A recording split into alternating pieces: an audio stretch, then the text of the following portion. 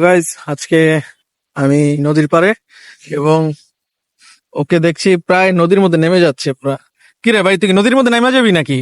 পরে পরে খাওয়াইতে হইলে নদীকে গাঙ্গে যাইতে হইব আমার।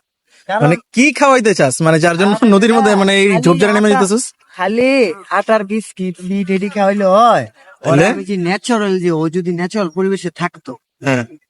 পোকামাকড় অনেক বেশি খাইতো। আমি প্রত্যেক দিনই এরকম কিছু দূরা খাওয়াই, পোকামাকড় জাত সব দূরা খাওয়াই। পাশাপাশি তো আমিও আলাদা মানে তুই যেতেছিস যে ন্যাচারাল খাবারটা যেন ও পায়। ন্যাচারাল খাবার না খাইলে পাখির হেলথ ভালো থাকে না। ভিটামিন দরকার আছে, সবকিছু দরকার। একটা পাখির যদি, ওরে যদি আমি বাইরের খাবার না খাওয়াই, একটা পাখির কিন্তু ভিটামিন দরকার, সবকিছু দরকার। তো আমার ফিট রুটি এগুলাতে কিন্তু ভর হয় না। তো এর জন্য মূলত আমি নদী খাল বিল তুই যা কইতা করবো না।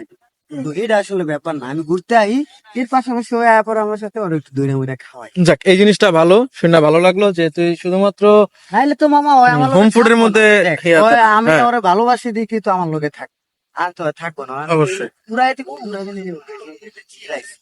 ওই কিন্তু ডরায়, ওই কিন্তু ডরায়, কিন্তু ওর এই বিশেষটা আমার কাছে আয় পড়ে ওইটা, মানে আমি ওর ডিফেন্স। আচ্ছা। বুঝছো, আমরা ডরাইলে আমরা মা বাবার কাছে থাকলে মা বাবার কাছে দুইটা যাবো, কিন্তু ও একটা এরকম মায়ের মতো বিশ্বাস করে, বন্ধুর মতো এভরিথিং। মানে ও আমার অনেক বিশ্বাস করে, আমারও ওর প্রতি বিশ্বাস আছে রে, যে আমার কোনদিন ছাইরা দেবে না।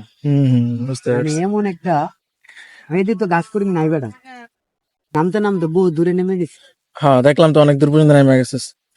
সমস্যা নাই, ও তো নিজের থেকে প্রাকৃতিক ভাবে তো নেয় নাকি, এদিকে ছেড়ে দিলে তো ওই যদি দেখা হয়, এখন ওই আমি স্বীকার করে না। পারি, আমাকে দেয়।